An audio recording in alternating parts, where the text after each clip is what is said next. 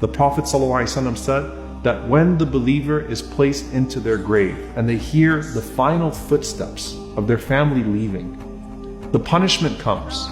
And as the punishment comes from above, your prayer stands up and it puts its hand up and says, "Ma qibali madkhal." You will not pass through me.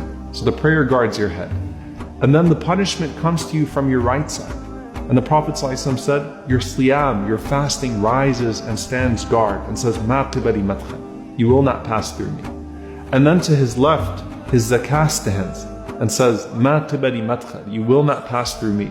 And then at his feet, his sadaqah and sila, his goodness towards his family and then his community, his voluntary charity, his truthfulness, his honesty, all of those things stand guard at the bottom and say, "Ma qibali madkhal." You will not pass through me. And then it's said to him, "Sit up." And he sits up.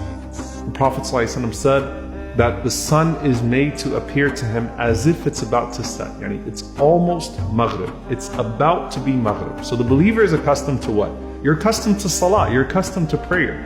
And if you wake up at an odd time, sort of disoriented, the first thing you worry about is, did I miss my prayer? So this person says, "Let me pray." And the angels say, "You'll get to that, but first you have to answer our questions. Man Rabbuk? Who is your Lord? Ma dinuk? What is your religion? Man Nabiyuk? Who is your prophet?" Now the only way you're going to be able to answer who your Lord is if you used to worship Him. And the only way you're going to be able to answer what your religion is if you actually used to practice it. And the only way you're going to be able to answer who your prophet is, sallallahu alaihi wasallam, is if you used to actually follow him. And if you answer right, a voice cries out from the heavens and says, "Sadaqa abdi, my slave has spoken the truth." And subhanAllah, in one hadith, the Prophet ﷺ said that those two angels that were first frightening, they say to you after you answer the questions correctly, "Kunna na'lamu annaka taqulu hadha." You know, we knew you were going to say that. We knew you were going to answer these questions right. And Allah subhanahu wa ta'ala then calls out, supply him with the furnishings from Jannah. Clothe him from the clothes of paradise.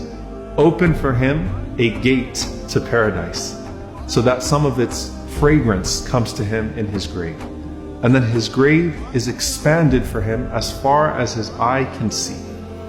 And then at that point, you are laying in the clothes of Jannah with a window to Jannah. And everything starts to feel like Jannah, starts to feel like paradise.